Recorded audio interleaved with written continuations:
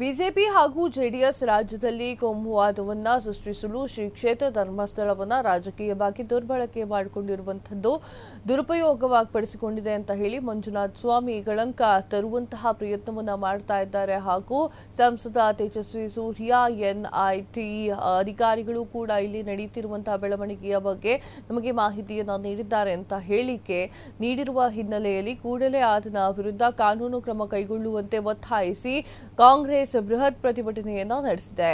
ಪ್ರತಿಭಟನೆಯಲ್ಲಿ ಕೆಪಿಸಿಸಿ ಪ್ರಧಾನ ಕಾರ್ಯದರ್ಶಿ ಎಂಇಐ ಅಧ್ಯಕ್ಷರಾಗಿರುವಂತಹ ಎಸ್ ಮನೋಹರ್ ಅವರು ಕಾಂಗ್ರೆಸ್ ಮುಖಂಡರು ಭಾಗವಹಿಸಿದ್ರು. ಭ್ರಷ್ಟಾಚಾರದಲ್ಲಿ ಮುಳುಗಿರುವ ಬಿಜೆಪಿಯ ನಾಯಕರು ಧರ್ಮಕ್ಷೇತ್ರ ಹಾಗೂ ಶ್ರೀ ಕ್ಷೇತ್ರ ಧರ್ಮಸ್ಥಳವನ್ನ ಪ್ರವೇಶ ಮಾಡದಿರುವುದರ ಮೂಲಕ ಅಪವಿತ್ರಗೊಳಿಸುವ ಪ್ರಯತ್ನವನ್ನ ಮಾಡ್ತಾ ಇದ್ದಾರೆ. ಧರ್ಮಕ್ಷೇತ್ರದಲ್ಲಿ ಅಪಪ್ರಚಾರವನ್ನ ಮಾಡುವಂತಹ ಸಲುವಾಗಿ ತನಿಖೆಗೆ ಒಳಪಡಿಸಬೇಕೆನ್ನುವುದು ಎಲ್ಲರ ಅಭಿಪ್ರಾಯವಾಗಿದೆ.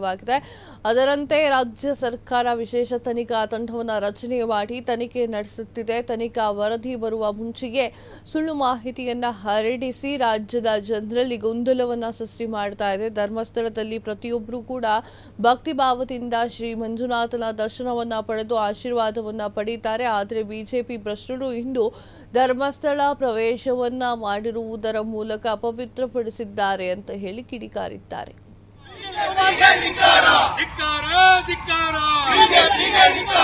ಅತ್ಯಾಚಾರಿ ಕುಟುಂಬ ನಿಖಿಲ್ ಕುಮಾರಸ್ವಾಮಿಗೆ ಅಂಗಿದಾಸ ಡೈಪರ್ ಸೂರ್ಯನಿಗೆ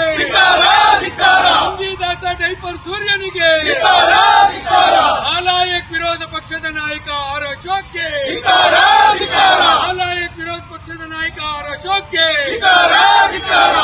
ಆರ್ಟಿಜಿಎಸ್ ಕಳ್ಳ ವಿಜೇಂದ್ರನಿಗೆ ಆರ್ಟಿಜಿಎಸ್ ಕಳ್ಳ ವಿಜೇಂದ್ರನಿಗೆ ಭ್ರಷ್ಟಾಚಾರ ನಾಯಕರಾದ ಬಿಜೆಪಿ ನಾಯಕರಿಗೆ ಅತ್ಯಾಚಾರಿಗಳ ಪರವಾಗಿರುವ ಬಿಜೆಪಿ ನಾಯಕರಿಗೆ ಧರ್ಮಸ್ಥಳವನ್ನು ಅಪವಿತ್ರಗೊಳಿಸಿರುವ ಬಿಜೆಪಿ ನಾಯಕರಿಗೆ ಅತ್ಯಾಚಾರಿಗಳ ಪರವಾಗಿರುವ ಬಿಜೆಪಿ ನಾಯಕರಿಗೆ ಆರ್ಟಿಜಿಎಸ್ ಕಳ್ಳ ವಿಜೇಂದ್ರನಿಗೆ ಆರ್ಟಿಜಿಎಸ್ ಕಳ್ಳ ವಿಜೇಂದ್ರನಿಗೆ ಕರೆಂಟ್ ಕಳ್ಳ ಕುಮಾರಸ್ವಾಮಿಗೆ ಕರೆಂಟ್ ಕಳ್ಳ ಕುಮಾರಸ್ವಾಮಿಗೆ ಆರ್ಟಿಜಿಎಸ್ ಕಳ್ಳ ವಿಜೇಂದ್ರನಿಗೆ ಅತ್ಯಾಚಾರಿಗಳ ಪರವಾಗಿರುವ ಬಿಜೆಪಿ ನಾಯಕರಿಗೆ